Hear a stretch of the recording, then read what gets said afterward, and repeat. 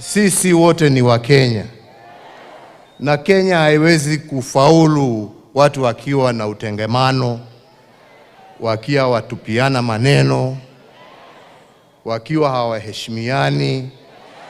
Vile tumesema bishop wawaheshimu, nyinyi mutarudisha hiyo. So viongozi pia muheshimu wananchi na watarudisha hiyo heshima.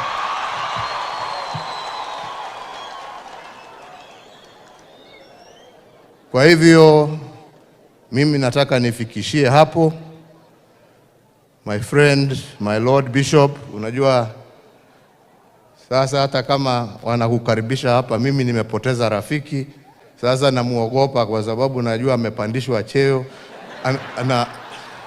Anaweza kufunga maombi huko juu. So mimi nitakuwa namuangalia sasa kutoka kwa mbali, kwa sababu sasa amekuwa mdosi. Lakini nataka nikuhakikishie, ukisha settle down, anytime unaweza utualike, tuje tuungane na wewe na wenzetu wa Embu, tujenge kanisa la Mungu. Sisi tuko tayari